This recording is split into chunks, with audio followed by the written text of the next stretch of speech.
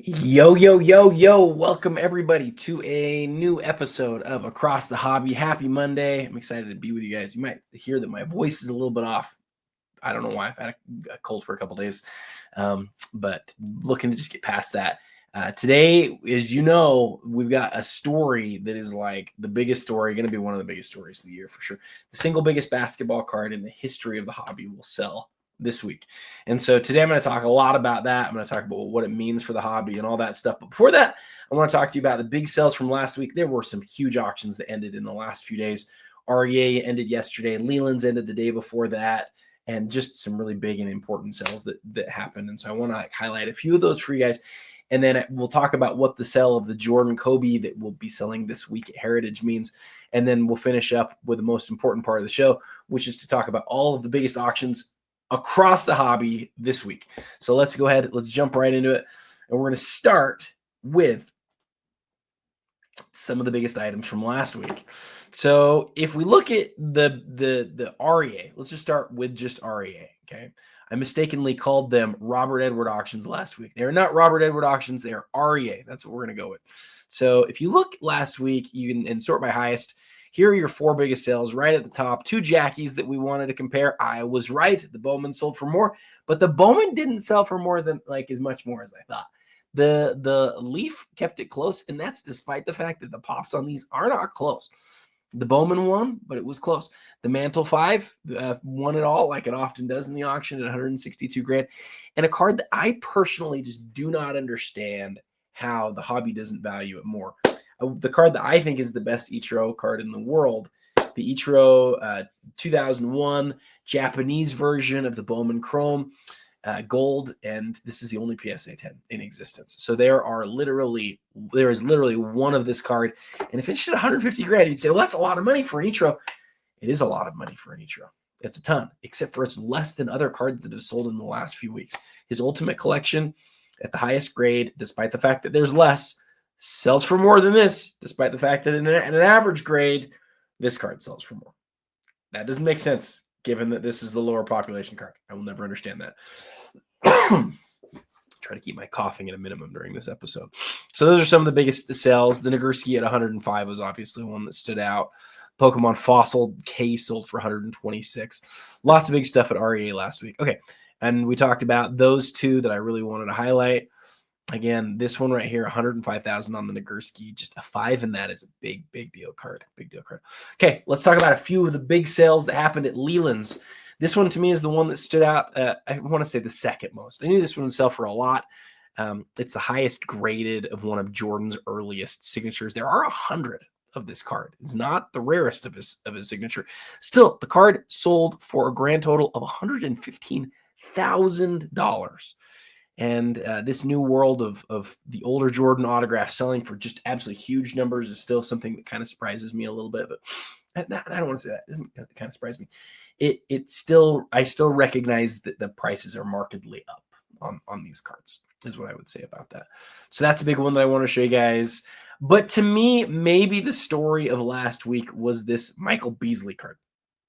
How can a Michael Beasley card be the story of the week? Well, this is arguably the best Beasley card in the world. I'd probably put it at number 3 after the SP Authentic Logoman Auto and the Ultimate Collection Logoman Auto.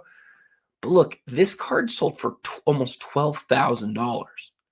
Guys, this card wasn't worth close to $12,000 back when Michael Beasley was believed to be the next Kevin Durant. What this shows to me, and the story here is this. Even if you picked the wrong players going back to 2009, 2008, whenever this came out, even if you picked the wrong players, if you picked the best cards, you're still way up.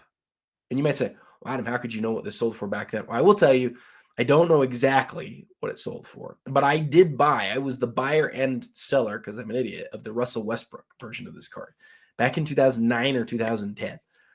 Actually, this is going to sound crazy, but it's true. I bought the Russell Westbrook in a lot.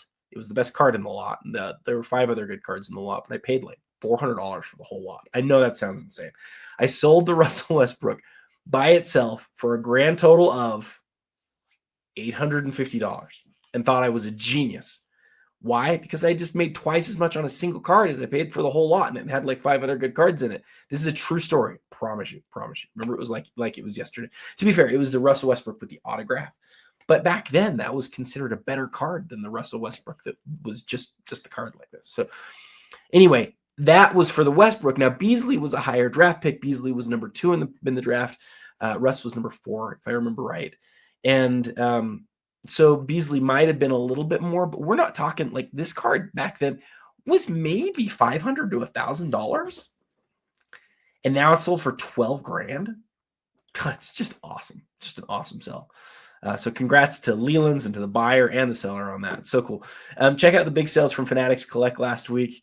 This Iverson at 34,200 was a shocker. That grade of PSA 9 just makes such a huge difference.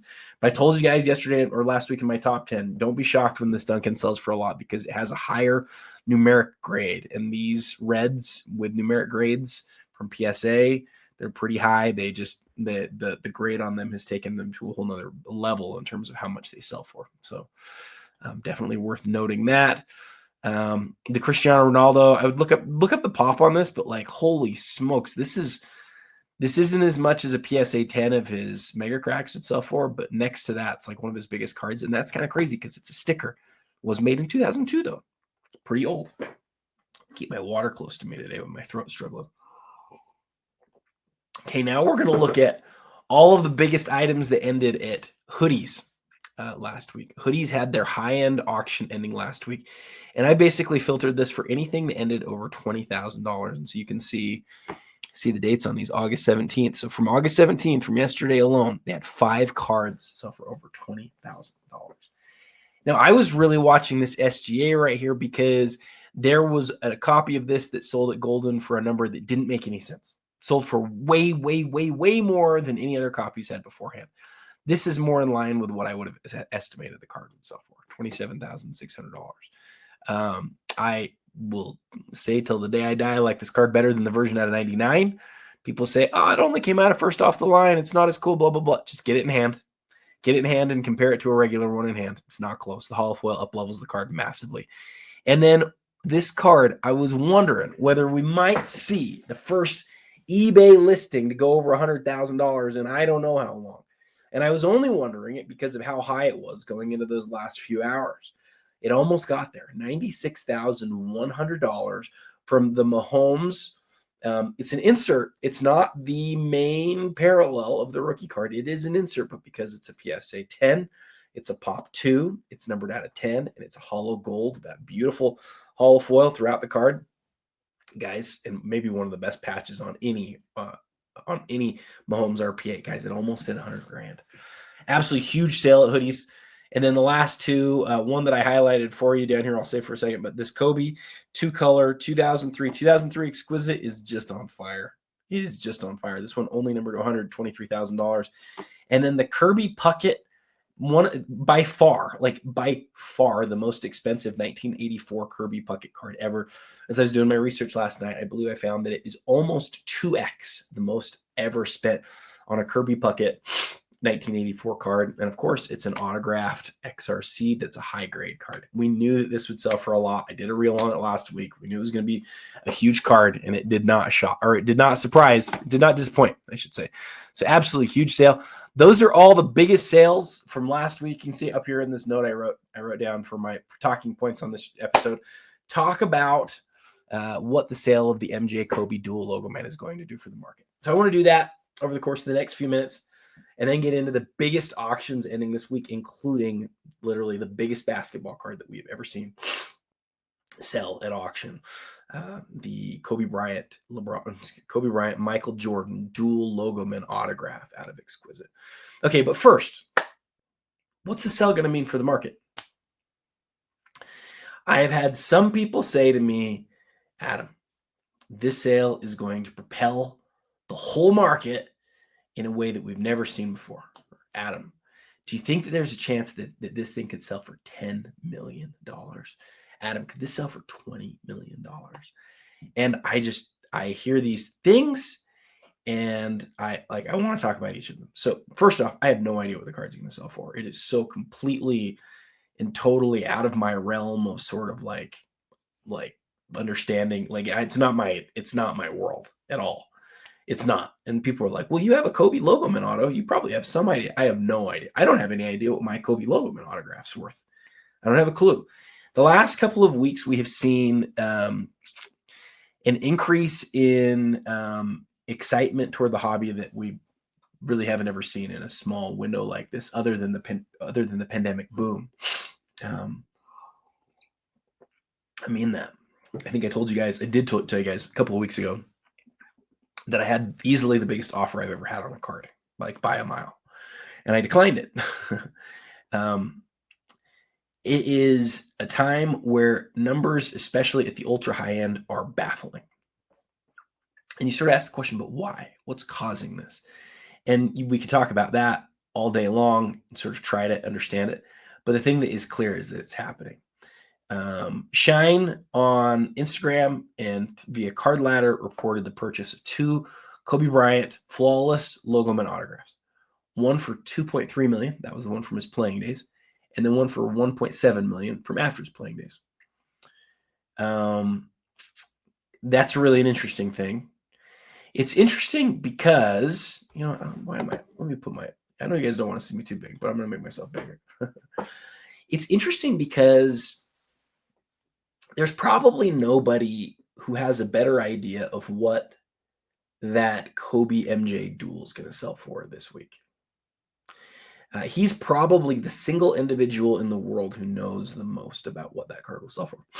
Why would I say he's the single individual who knows the most? We don't know it for sure, but he is a guy who across the ultra high end of the hobby has the best feel of those things. So the fact that he knows the most about that world and that he's buying those Kobe's now, to me, it just makes me wonder if those two things are connected. I think they are. I think that they might be. I think they might be because maybe he's anticipating the total sell and the impact that will have on the whole of the market. I think there's a chance of that. I don't know, but I think it's a reasonable way to think. I think him thinking that way makes a lot of sense. Will the sale propel cards that are like it into a different stratosphere? It might. Are we already seeing these ultra high end cards selling at prices that frankly I never thought we would? Yeah, we're already seeing that. And so, look, the question of what this sale will do to the market, I think, is a really good question. I think it's also worth noting that you can, and people often do, you can sort of get confused with anticipating how the whole market will change around a specific sale. Just because a card sells for a huge record does not mean that every single card in the market increases in value. It doesn't. And it doesn't even mean that all cards that are like that card in some way have a long-term trajectory that are high. It doesn't. Some people have said, well, this means that all Kobe MJ duels will be up forever. That might be true. We just don't really know it. Whenever you're dealing with really small sample sizes or really thinly traded assets, you don't really know. But I would, and I've always counseled. I've always said, going back to like my first podcasts, 10 years ago, I've always said, like, buy what you like, collect what you like, do the things that you think are the right thing in the hobby, not just because some big guys or who have some of the best collections in the world. Don't just follow them. Do the things that you think are the best things. And that way, even if this all falls apart, even if these cards at the end of the day end up being worth absolutely nothing, at least you'll have stuff that you like. I've always felt that's true. I feel it today more than I've ever felt it. And as it pertains to this particular card, yes, I think many of us are jealous. Every time I log in and I see it, I go, oh man, I love that card. Why? Because I think they're the two most collected players ever. The Jordan being the 50th anniversary Logoman just can't be underappreciated enough. It is awesome. Or cannot be appreciated enough, I should say. The fact that it's the only one with the two of them and the autographs is, and the fact that it was made the year that it was so that you got the Hall. I mean, it's a perfect basketball card. is just fantastic. It was a pleasure to hold it in hand and to make some content on it while I was at the National. Grateful to Heritage for that experience. It was really neat. And I think that, I don't have any predictions as to what it will sell for. There are other people who know far more about that than I do. Do I think that it has an impact on other cards? It might, but we don't know for sure, and we certainly don't know for the long term.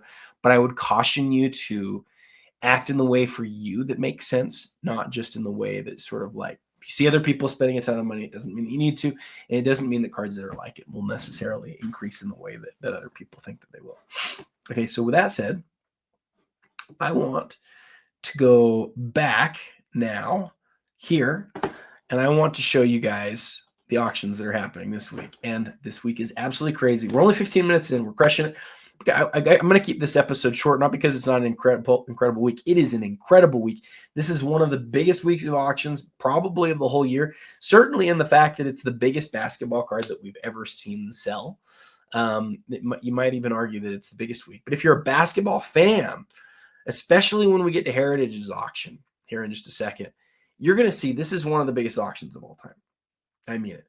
But before we get to Heritage, okay, before we get there, let's talk about the MC Monthly and MC Weekly high-end auctions, okay? The MC Monthly and the MC Weekly are happening. They're both ending today. And I have a few cards that are listed in this auction that I want to tell you guys about because I want you to pay a ton for them. No, I want you to buy them if you want to buy them. But I want you to be aware that they're out there because I'm trying to fund that Steph Curry Champ Tag auto that I bought. And it's a really expensive card, guys. P.S. on that, I mentioned this on my Instagram. I had so much interest in like the mechanics of acquiring a card like that. I am going to do another episode about that. So anyway, before we get to that though, on Wednesday or Thursday of this week, let's talk about these big cards that are ending at MC this week. So you've got the Tiger Woods, numbered to 100, the most iconic high-end golf card of all time. This card's numbered to 100. This is the gold. Okay, this isn't even the regular version. This is the gold. You never see these on eBay, guys. This is one of the biggest golf cards ever on eBay, and over $30,000. The Joe Burrow gold vinyl rookie. Remember, gold vinyl in football is numbered out of 5 a lot of the times. This one is still one of the best Joe Burrow cards in existence at $20,000 almost. Pokemon Evolving Skies case, Tiger Woods. This is the regular version out of 900. Cough number 2. Pop 1, Kobe 1010. I love this card. Look at that image. What card has this image? Is it Fleer Metal? I think it's Fleer Metal. His first rookie card, I think, has that image on it. Cards numbered to, are they numbered to 10? Maybe I don't even know if they are numbered, but the fact that it's a PSA 1010 is a huge deal. $12,600. A Jordan 9, always a big deal. An Exhibits Ruth. This Exhibits Ruth, only one has been graded higher. Guys, look at the pop on these. Because the exhibits are larger, they're not really considered cards. Some of them sell for a lot less than you'd think, but I'll tell you what, a card from 1921, a Babe Ruth, in this condition that's this rare, seems like it should be a whole heck of a lot more than this one's selling for, and probably than this one will sell for. If you want to get yourself a Ruth that's very unusual, very different, this might be a great opportunity. Jalen Hurts, BGS 9. Man, my voice is just going to struggle today, guys. It just is. We have to skip through a little bit. I'm going to do my best here, though. Okay, my first big card that I'm personally selling. Yes, this is not a card that I wanted to sell. We'll highlight it and we'll get to it in a second. Actually, I'm not gonna highlight it too much. I'll just say this. For my cards that I'm selling, I didn't want to sell them. I didn't. Nothing that's in my collection, stuff that I anticipate selling. I just get stuff that I want to keep forever. And then when I have to make the decision, it makes it really hard. This was a card that I always wanted growing up. It's a card that I love today. I've loved having it in my collection for the last several years. I think I bought it in 2022 maybe, or traded for it in 2022. Traded a bunch of stuff for it. And again, I've had no anticipation of selling it, but when you buy a card like that Curry, you just have to have a way to make it happen. And I am not like some of these guys that can spend tons of money, guys. I just have to be really, really choosy. So that's $8,350. We'll see where it ends up. It is hurt by the fact that there's so many of them that have sold recently, and I am aware of that. Another Elway 10, another one. We've seen several of these sell at MC because they've gone up so much over the course of the last little bit. It's not shocking. The LeBron Chrome Refractor, $7,300 for a 9. A Jordan UNC jersey autograph. There actually are not a lot of these out there. Go look for another one. They are a lot harder to find than Bulls stuff. A lot harder to find. Let's read that because I think it's going to be from a UNC game used jersey. And I think that's really, really neat. Really, really, really neat. A Garnett PSA 7 on the Essential Credentials Future. That's huge. The Kobe SP Authentic autograph. A BGS 10 of the Griffey rookie. There are not very many of those. I think if I remember right, there's like 100 and something of those. One of the most iconic cards ever made at its highest level. The Messi in a 6. The Aaron in a 5. What is this? Very VVVV Lucky Black Cat. Out of 5 is at $5,600. The Michael Jordan PSA 9 with peel. I want to look at the placement of that peel. It looks like it might be really good. Trout X Fractor. Big to see this card. Boy, this is like steep discount over what we used to see. Realize it's not a 10. But man, $5,300 is what that one's at. Joe Burrow, we talked about this one last week. Unbelievable dual tag here. Walter Payton, huge piece. This is the incredible out of 34. This was produced within months of when he passed away. Another one of my biggest cards that I'm selling this week, the Kobe Bryant. I do want to teach you guys something about this one. I mentioned it on my Instagram, but I think a lot of people don't know it, so I want to show you that here. One of the most iconic cards ever, the no name on front. Frank Thomas, really very surprising to see this in an authentic holder and without a grade. We need to look at that one a lot clearer. Wow, a PSA 10 94 Jordan refractor. There's something you don't see every day. An SGC 1 of Mantle's rookie. That's a big piece. The Mahomes Immaculate RPA. That's a big card. Man, there's so much good stuff at MC this week, guys. I love this Raise the Roof Shack. I absolutely love it. If there's one Shack you want to own that's an insert that might differentiate your collection a little bit, take a look at that one. We're the end of the first page, and we're still in the 3,500s. The nicest year of limited logos, in my opinion, it's between this and 0809. I love this one. It's vertical. It's vertical all around. It's just a perfect, wonderful card.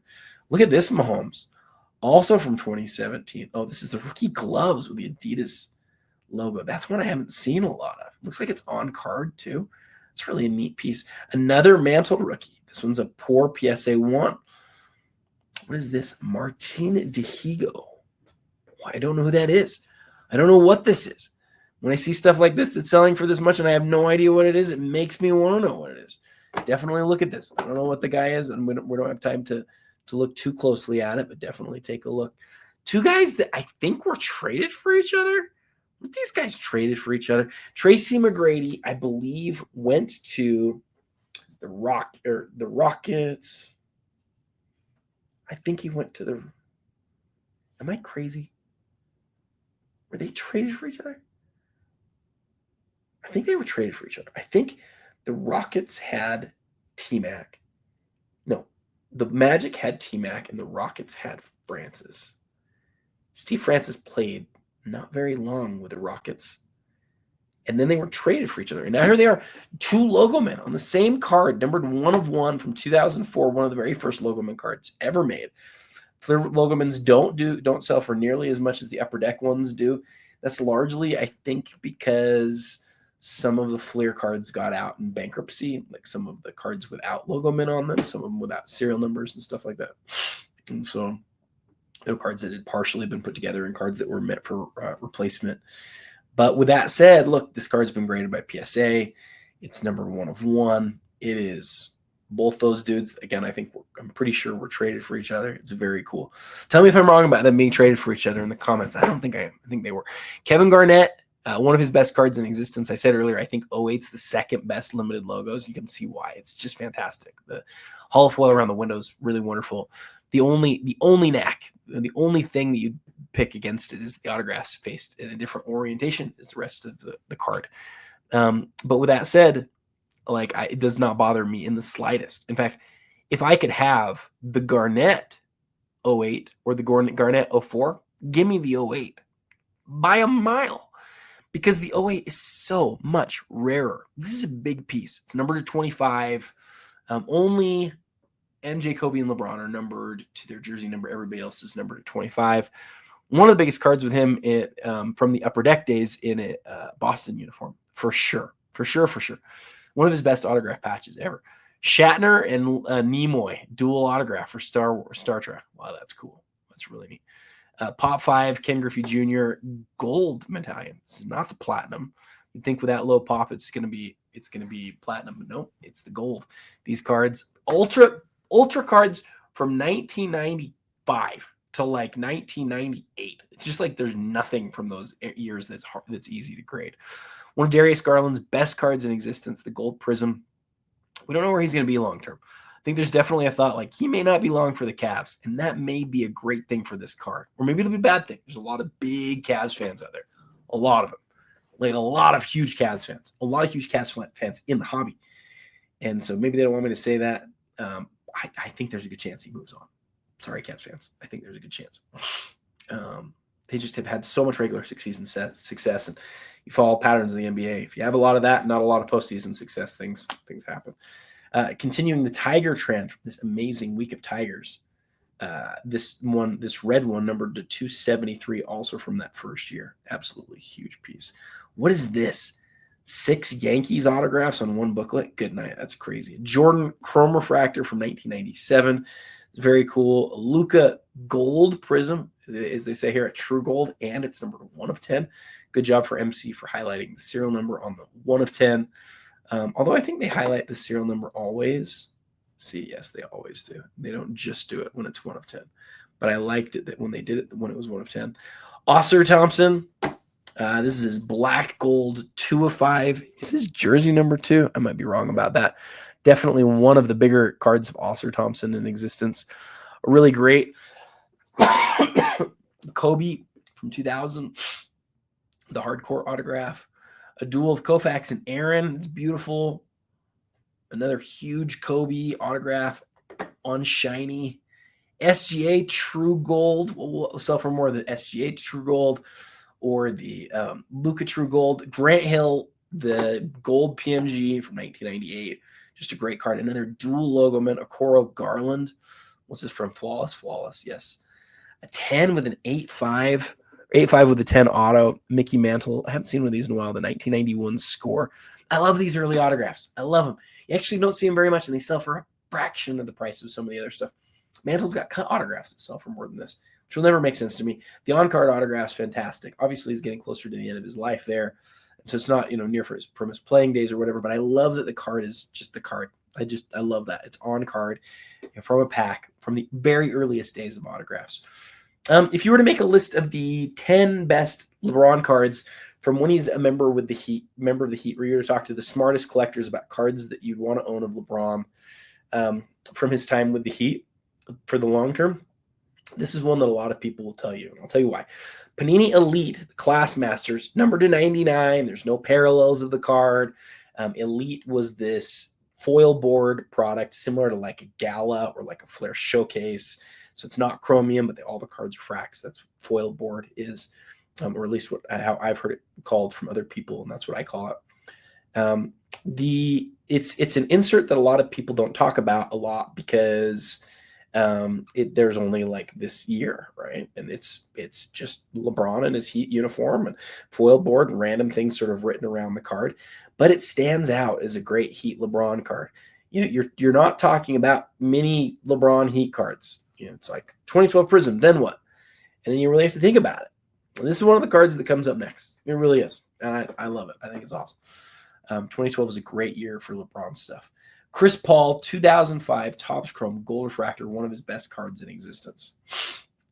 Man, there are so many cards that are around $1,500. I love this Abdul-Jabbar, Magic Johnson. I owned a card not nearly as nice as this, but a card from this set. The holo foil on this is like, whoa. Like, whoa. If MC did any videos of this one where you can see it in hand on their social, go look at it because you're going to go, my goodness. It's like almost too much. It's so much foil. It's foil around this whole area in the middle here is foil, and it's like etched foil. It's just like, and this makes 2014 Eminence look light on the foil, which is saying something because that's the most foiled product in the history of the hobby. I can't say that definitively because I've never studied it, but it has to be. It's one of the most foiled sets of all time. So definitely get a good look at that and understand it before you buy it. I like it. I actually love it. I think it's crazy cool. Okay, we're gonna get my last card that I think we'll hit today on here. My Anthony Bennett National Treasures rookie Logoman patch auto, the single best card for the single worst draft pick in the history of the NBA. Single worst number 1 overall draft pick in the history of the NBA. If this was Giannis, it'd be millions of dollars. If it was Steph, it sold for $6 million. If it was Luka, it'd be $4 million. Instead, the former number 1 overall pick is worth $1,300. Hopefully it doesn't end for that, but it might. It might end for that. I just think the story here is so cool. Every card in my collection, I always want to have a story, and the story for this one just writes itself, man. Like when he's drafted and nobody knew who the number 1 overall pick was going to be, but they were sure it was going to be Oladipo or Otto Porter, or, one of the big guys, Alex Len or somebody like that. And then Adam Silver, or maybe it was Commissioner Stern, I think it's Adam Silver, says, Anthony Bennett. And Bill Simmons yells out, "Whoa!" or "What?" or something like that. It's just one of the all-time great moments. And then, of course, Anthony Bennett goes on to just be, I'm not trying to be rude to Anthony Bennett. I hope he's having a great life. But he's a historic, important figure in the history of the NBA, is not for a good reason, but for being so bad. I mean, he didn't do anything, guys. Like, he was not anything at all. He was awful. He was one of the worst. I mean, he's the worst number 1 overall pick of all time. And he signs at Go Cavs. Are you kidding me? I got a better look at that one here in a second. But that's the story. You guys know why I like it as much as I do. This Griffey, you talked about it last week. PSA 9, 10 autograph from the iconic 96 Chrome set. It's just wonderful. Okay, we've been going now for almost 16, 17 minutes on MC. We're going to just hit each of these individual cards and answer those questions that we had.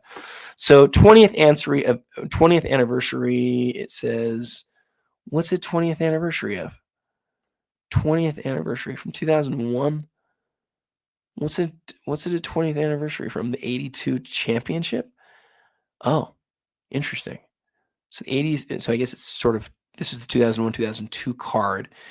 And so this is a 20th anniversary of that, and it's a piece of the UNC jersey, I believe. Let's see. Piece of UNC practice jersey. Gosh, that's so cool. Like, that's really cool. You do not see UNC worn MJ stuff ever. They don't exist.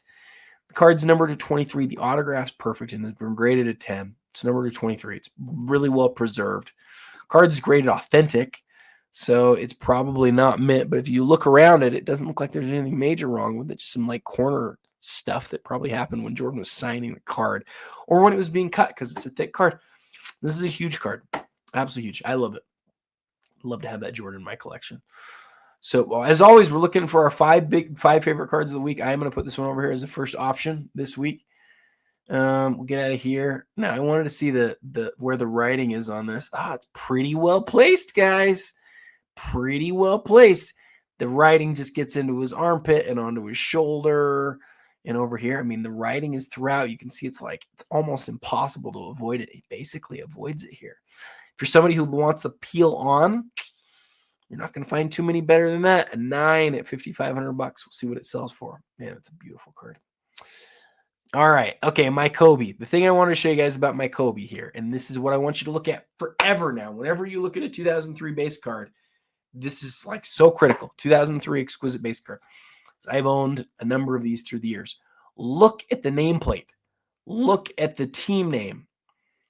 Okay. Look down here at exquisite collection. Just the writing. I'm not talking about the logo, just the writing. You will find, and I promise you will find it, a lot of times this silver foil has worn off, or at least largely worn off. And what is left remaining is like the indentation. You can still see it. You can still see it. It says Kobe Bryant, but the foil's not there anymore. I've seen a number of these cards through the years. I bought collections with tons of cards in them, and you like look through and you're like, oh, there's exquisite 2003 exquisite base cards in here. I know that doesn't happen very much anymore, but it used to. A lot of times, as you look real close, that is worn off. And you can get a card that's mostly really nice, but that is worn off. So this one in a CSG case, I graded it with CSG back when they were CSG. They haven't been CSG for years. So I've probably had this card in my collection now for, I don't know, 4 or 5 years now, 6 years. Yeah, I graded it with them. I never considered it crossing it or anything like that. It is a wonderful example. And so it's already more than I think the last BGS 9 sold for. So it's worth thinking about. But could it cross to a PSA 9? That's the question. I'm not sure. It might. If it is a PSA 9, it's worth a lot more than this. So we'll see. We'll see what it does as far as how much it goes for tonight. But unfortunately, like I say, one of the big cards I had to let go of to get my Steph. Okay, what is this card doing not with a numeric grade? Look at that little bend down there. I think it's a bend. I think it's a little corner something going on there. Could be like a scratch too, but I don't think so. Maybe it is. Maybe it is just like a little scratch on the card. Let's see if you can see it on the other side of the card. Can't see it on the other side. The other side looks pretty good. Oh, is that a little bend right there? See that? This Frank Thomas, because that little bend right there. Yep, there's a little crease right there. This card is not going to grade well. Oh, there's one right there too. It's probably a 3, 2 or 3. And that's why they have an authentic holder. And that's why this is the best deal you will ever get on one of these authentic Frank Thomas cards. I don't think you're going to find a better one for this price. Unless, of course, the whole market was to decrease. Then there is a chance. But right now, I don't think you can find a better deal on one of these Frank Thomas cards. I really don't. Yeah, I love the Shack. Everybody knows I love the Shack. Look at the front. Now look at the back. That dual siding refracting Fleer card, not made by Arena Design, by the way. Definitely one of the best Fleer era cards that was not made by Arena Design.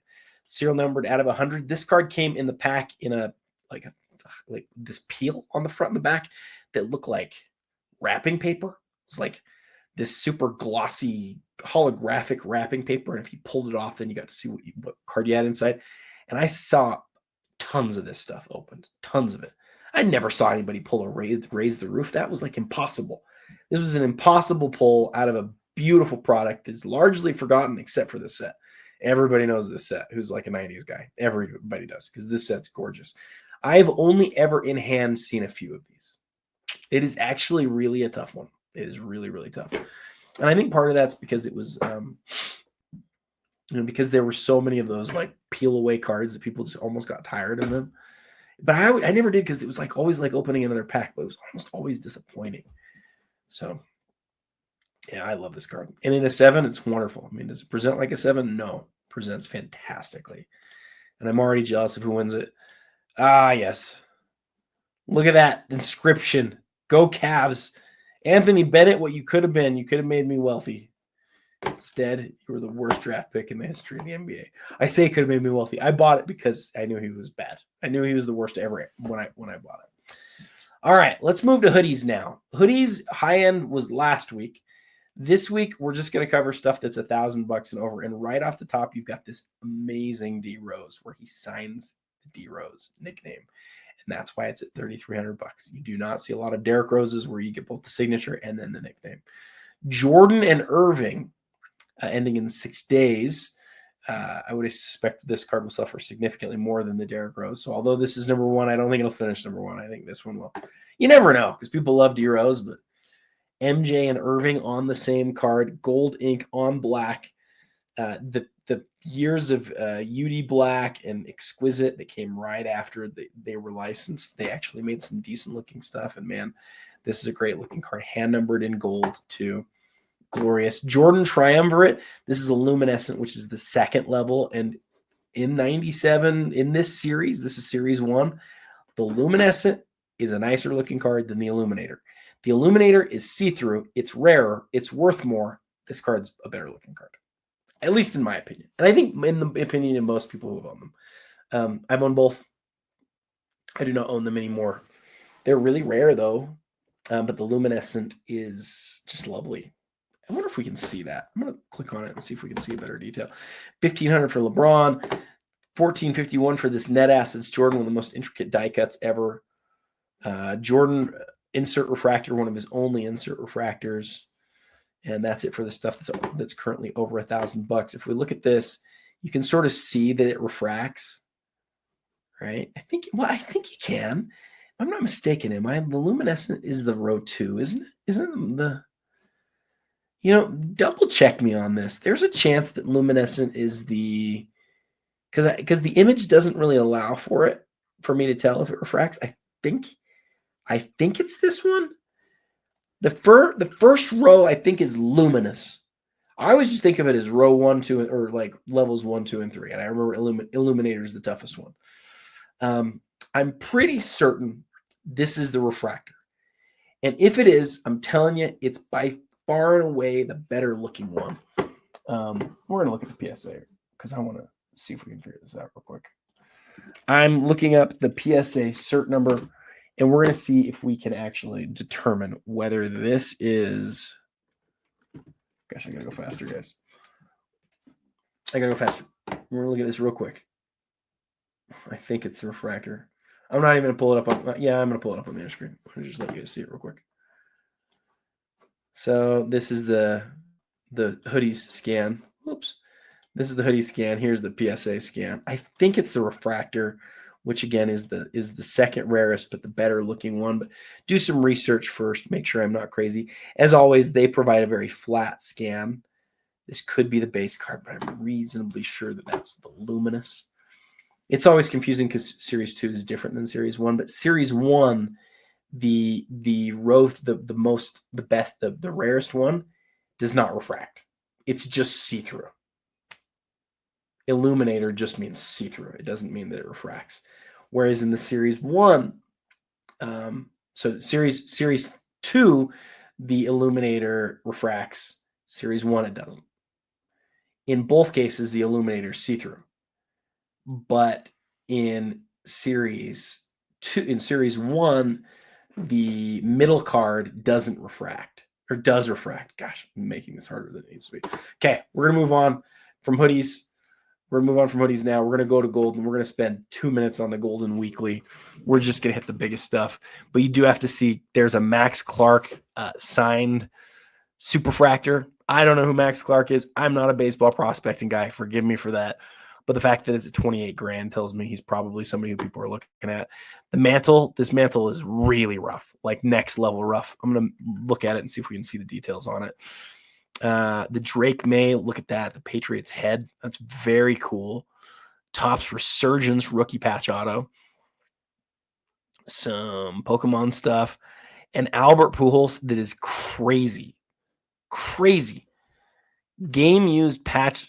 This is the Logoman. It is a 1-of-1. It is awesome. Bunch of Caitlyn stuff. Kobe, the Thunder and Lightning.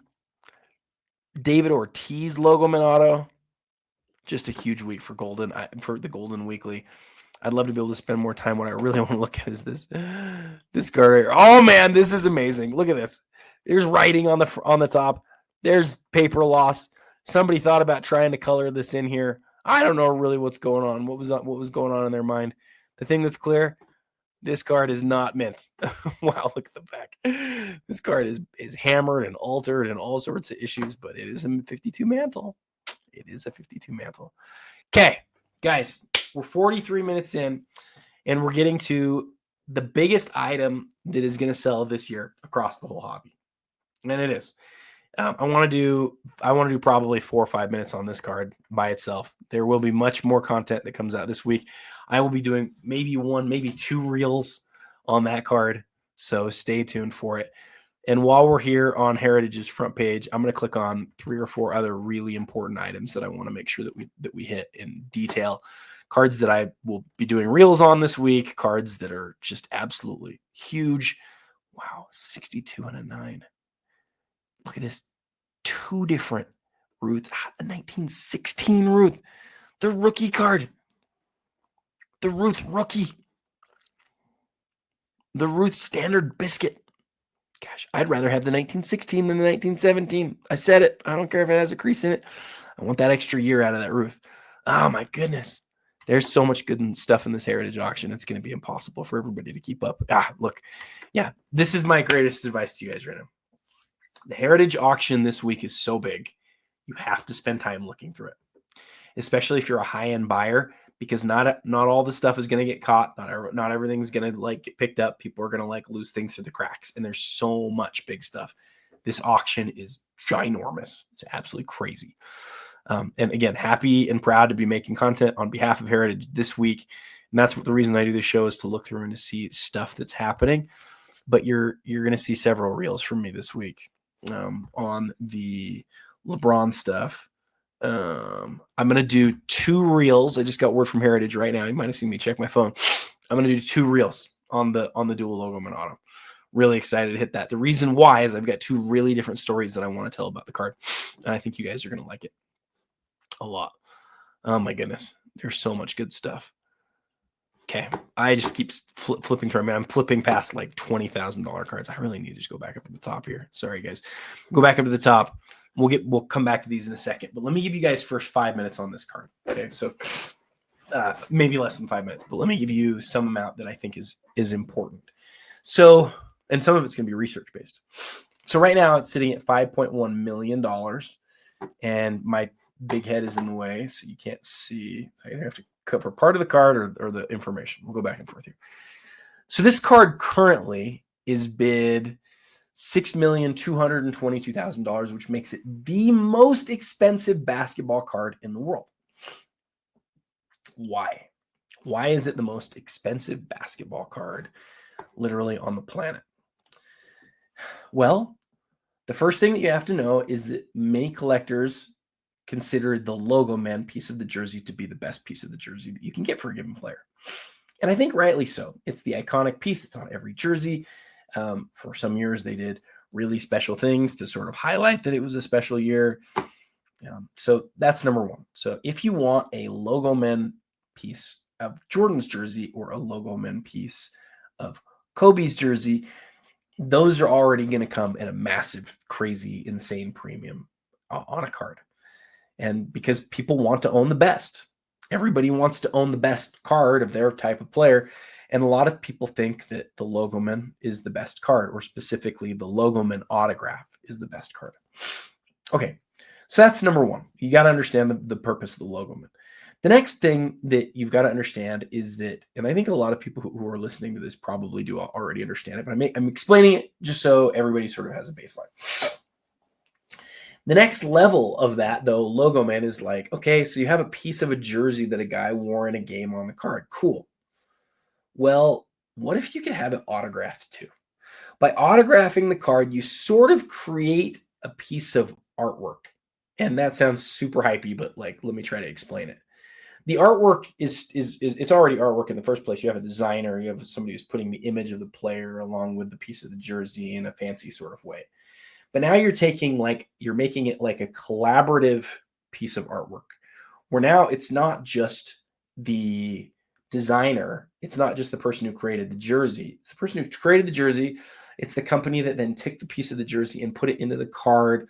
It's then the designer who like designs everything around it, including the autograph area. And then the final touch of the card, the final last piece that goes on the card, is when the player holds it in their hands and they stroke their name out. And they do it in a way that you can tell that is Michael Jordan, that is Kobe Bryant. Two of the more recognizable autographs, two most recognizable players, but then two of the most recognizable autographs in the whole game. Jordan's autograph, by the way, far more recognizable than Kobe's. Why? Partly because Kobe changed his autograph so many times. So back in 2007, 2008, Upper Deck, for the first and the only time, this is number 3, they said, let's have MJ and Kobe sign a Logoman together. The first and only time. I believe that's right. I think there's only one other Logoman of the pair, and it's from 2003.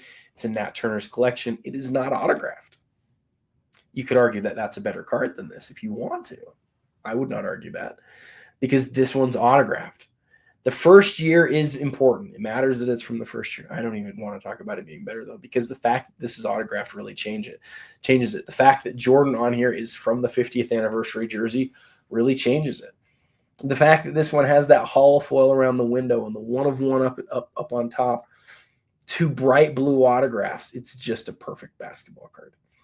I am not a fan of most dual cards. I don't like duals. I would rather have the singles. I just would. That's who I am. But in this case, you look at it and you say, wow, here's 2 guys that are really connected forever. The 2 most collected players in the history of the game, the 2 best shooting guards in the history of the game.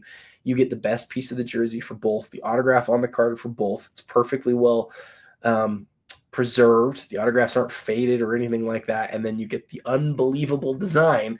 The first part, the very first part, you get the unbelievable design from Upper Deck on the exquisite card. It's just incredible. And if you think about like what are the other best basketball cards in existence, I mean, I'll give you the other cards that are out there that people would think about. As far as vintage goes, you have a PSA 10 Chamberlain. You have a PSA 10. There's only one of them, George Mikan. As far as modern stuff goes, you have the 2003 Logoman autograph of LeBron James out of Ultimate Collection that's never been, at least we don't know where it resides today. There's an article in Beckett that indicates that it was sold way back in the day. It's the parallel of the rookie. It's just LeBron. Then you have, like, what else do you have besides that? You have the 03 Ultimate Michael Jordan Logoman autograph. That's his first Bulls Logoman autograph. It's not his first overall Logoman autograph because he had 3 that were made before it where he was wearing a Wizards uniform. You have the Steph Logoman autograph out of National Treasures and the Steph Superfractor. That's your list. That is your whole list. You could say, what about the Luka NT? Okay, the Luka NT is great, but would you rather have that more than the Steph? No, I don't think so. You'd rather have the Steph. Okay, would you rather have – the 2 Stephs are kind of complicated because it's like, which of those 2 Stephs would you rather have? I'm not sure. I used to think it'd be the NTRPA Logoman. I'm not so sure about that anymore. I think I'd rather have the Superfractor just because it's been gone for so long. I just think the lore around that is just amazing. From LeBron, there's no question what his best card is. We don't know where it exists or where it is. For MJ, there's a green PMG, but there's 10 of them. I don't think the green PMG MJ is worth as much as this card is. I don't think. Maybe I'm wrong though. Maybe like the highest grade of that card. Maybe we should at least include it because it's the key 90s card. That and like the best jersey auto from the 97 game jersey auto All-Star MJ. That's, I think, probably in the conversation. Now, these are the best cards ever for basketball that we're talking about. This is on the list. My son asked me, he said, Dad, are you thinking about going after this one? And I said, how much money do you think I have? There's no chance I could ever go for this card. I could sell my entire collection and I would come up far short of being able to afford this basketball card. It is one of the best basketball cards ever, but even more than that, it is from a price point something that most of us cannot understand. Cannot get it. Do not get it. It's also the sort of card that like gets people into the hobby who are like, hey, the best ever of those 2 guys. And that's why we have no idea what it sells for this week. It ends in 5 days, which is Saturday. This is more than 5 minutes. Sorry, I had to give you guys a lot on this one. Those are my initial thoughts. I've got 2 specific stories that I want to tell on it. You're going to see 2 reels on it this week. The first one I like the most. The second one's largely what I just talked about, but in a more condensed version. But the first one I think you guys are really going to like. It's about a previous owner of this card. And we'll leave it there for now. Okay, so that is it. The biggest basketball card. It's obviously this card is certainly going on the thumbnail this week. Now let's talk about some of the other big stuff. The Mickey Mantle, another card that I was able to see in hand at the National.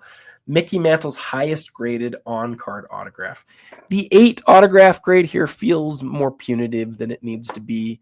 It to me feels like a nicer autograph than an 8.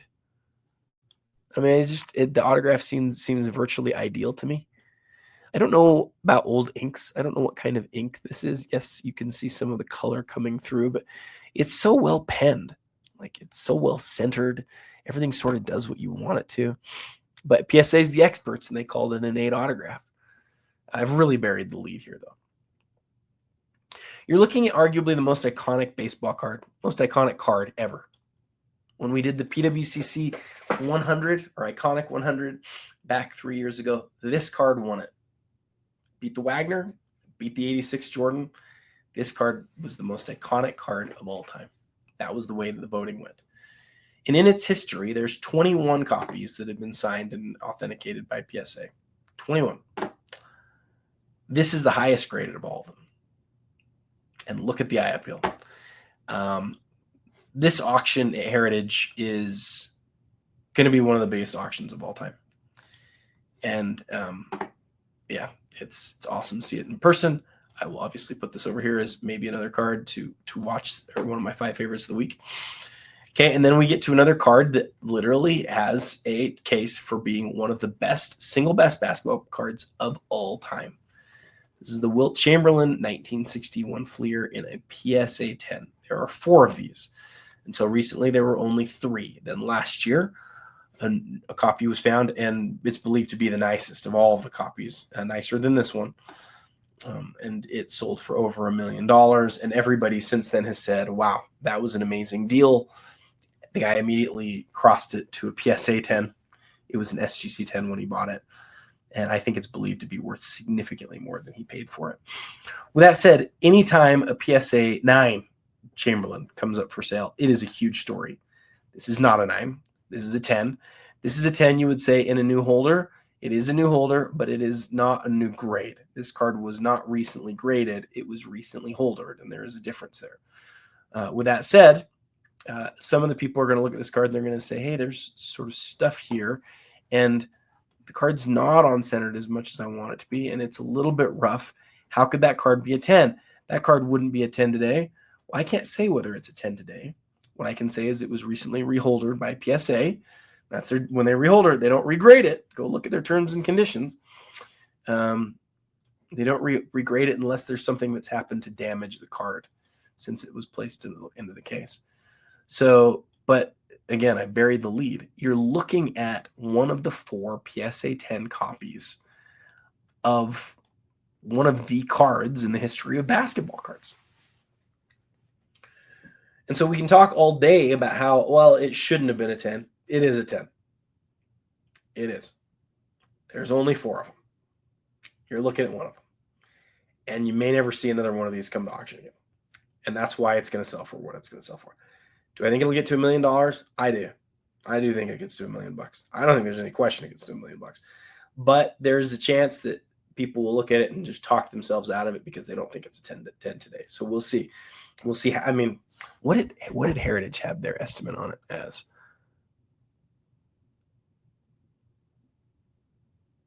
I don't see. It's at 823. They always provide an estimate. $1 million or up. Okay, I'm with Heritage on this. I think it's $1 million card. I do. I think the grade matters. I think grade scarcity matters. You're not going to get another chance at a Wilt Chamberlain PSA 10 ever. I would be more likely to try to get this card than I would the Jordan Kobe duel, because there's no chance I could ever afford the Jordan Kobe duel. At least right now, there's no way.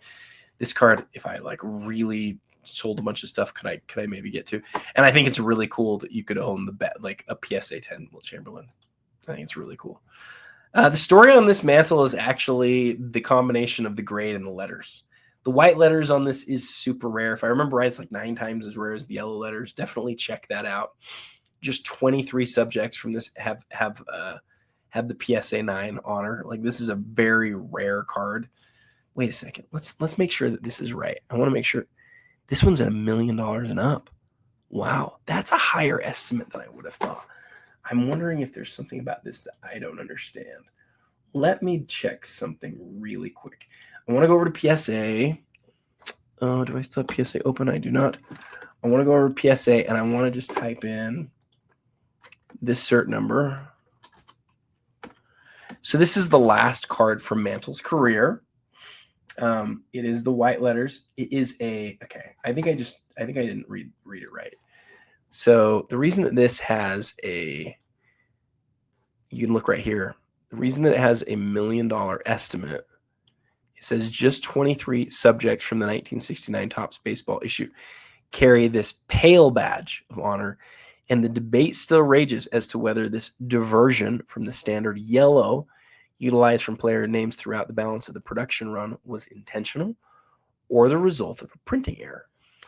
And the reason that they say that is, again, this, I think it's Mantle is in yellow or Mickey is in yellow. One of them is in yellow, one of them's in white. I think I need to look back. I don't remember. Oh, it's last name, yeah. So the last name is usually in yellow. Same sort of yellow as this Yankees right here. But look at this, guys. There is a pop. There is a PSA 10. For PSA 9, there are 4 of them. 4. I was confused when it said 21. I was like, what was that? But it was talking about the number of cards in the set. So as I look back at this, I'm like, all right, I understand now why its estimate is what it is. What's really interesting, so PSA's got this estimate right here of 348, but Heritage is like, nope, we don't agree with that. We're putting $1 million and up. And remember, Heritage makes their things public. They don't want this number to be really high. They try to get this number as close as they can. I've talked to their team a little bit about this because they're the only ones that like put, maybe not the only ones. They're certainly one of the only ones that puts an estimate of what they think the card will sell for.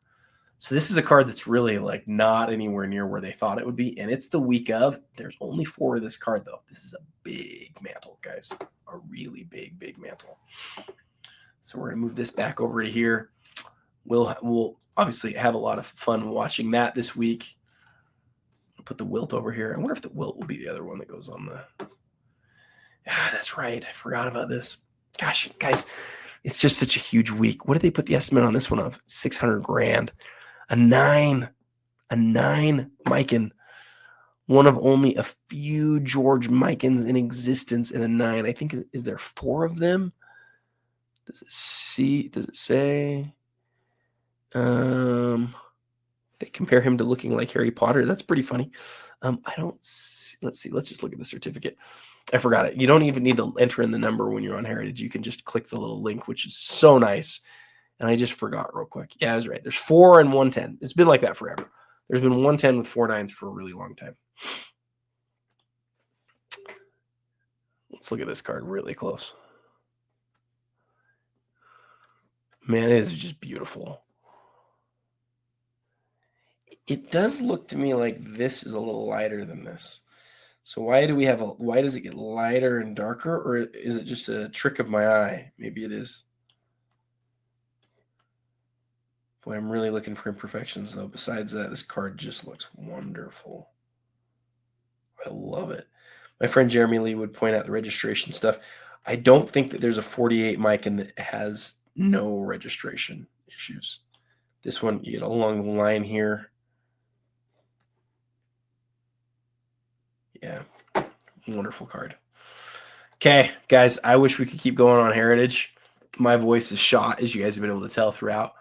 I can't do anymore. I'm going to have to call it for Heritage right there. The 62 has an estimate of 300 and up. That's almost already at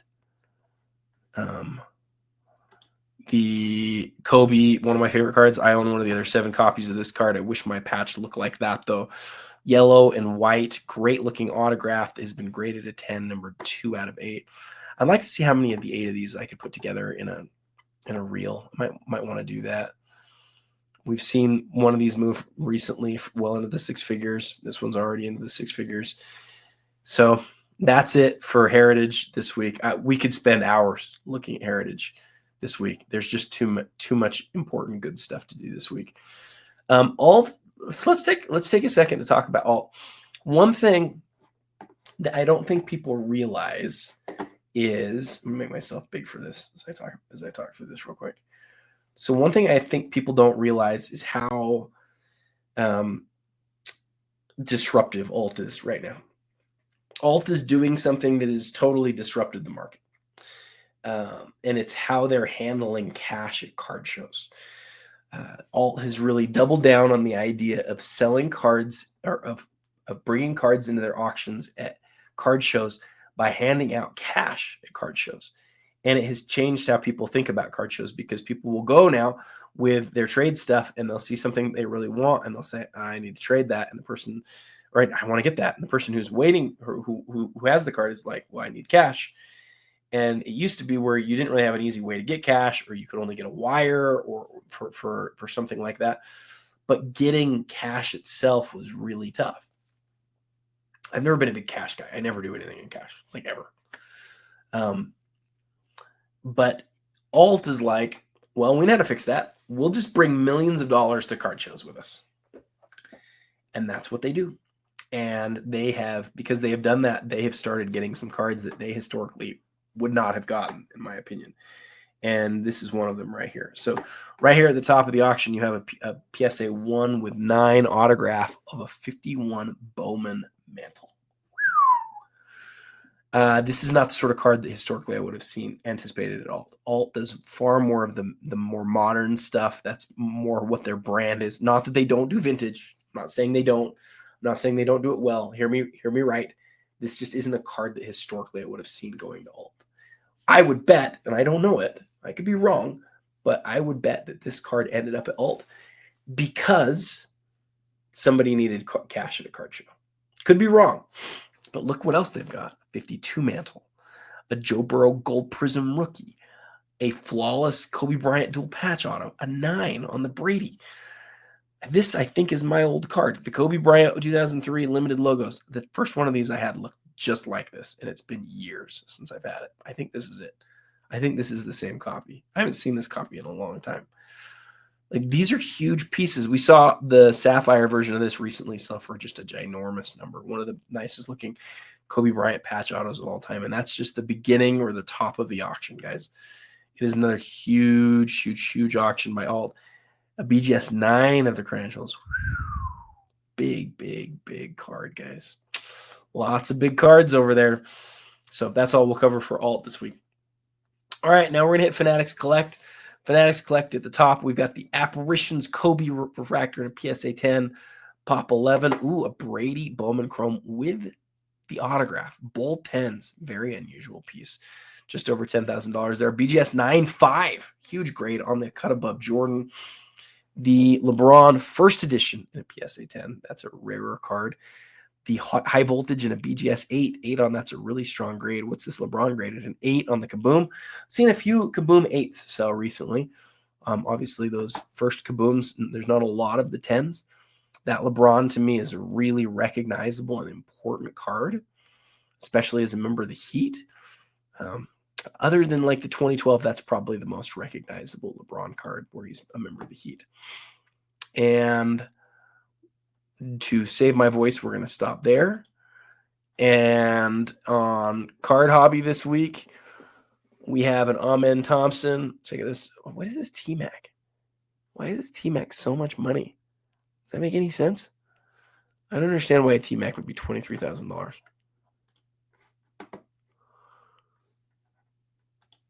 I don't understand that. Somebody playing games here?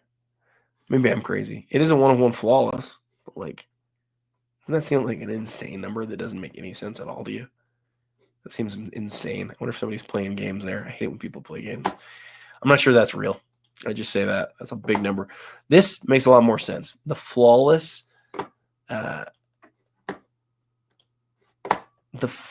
star swatch signatures. I was going to say scripted swatches. Lost my mind there for a second. With a little bit of the N from Golden State. Great looking autograph too. Still in the Panini holder. Amen Thompson, NT with the swoosh. Kobe from his Eminence exclusive set. So that set is really taken off. People are really interested in it. I have never been interested in it. I love Kobe and I love Eminence, but I've never loved Kobe Eminence. Mainly because I feel like a product has to have more than one player in it. I love Kobe stuff from 2014. I need a lot of those cards, but that's because that was a whole product run. Card Hobby has another. Oh, this is the same card, isn't it? Is it up in 2 different places? Does that not look like the exact same card, guys? Am I going crazy? How can the same card be up in the same auction? PSA 8, 10. PSA 8, 10. Are they the same seller? They are the same seller. Chow 1228 has somehow listed the same card twice. Go figure that one out, guys. I don't know how he's doing that. Certainly can't have 2 cards listed at the same time, though. Might be something for Card Hobby to look into. Card Hobbies like eBay. You'll see weird things like that on eBay sometimes too. You're looking at individual sellers and what they're up to. All right, we only have 4 cards over here on the top 5 this week. But like, I'm gonna actually just do a 3. I'm gonna get this one out of here. It's like one of the biggest weeks of the whole year. That's number 1. That's number 2, and that's number 3 to me. Now, this card they have at 600. Yeah, that's the order that they have them in terms of value. These are 3 Grail of Grails right here. I would not be surprised to see the Mantle outsell the Chamberlain because the autograph market is so hot and you're just not going to do better than that. I really wouldn't be surprised to see it really like take off. But the Belle of the Ball is maybe the best basketball card in existence. And guys, it's awesome. It's so awesome. I wish I could have done more this week. I know I missed out on a lot of stuff. I'm sorry about that, guys. My voice is just shot. I got to save some of it for the reels. But thank you guys for joining. Thanks for the follows, the downloads, like everything. The numbers are all way up, and I'm grateful for it. Sorry for a little bit of a shorter episode. I actually kept it closer to what I usually intend to. But got to go rest this voice. Hope you guys all have a great week. And until next time, happy collecting.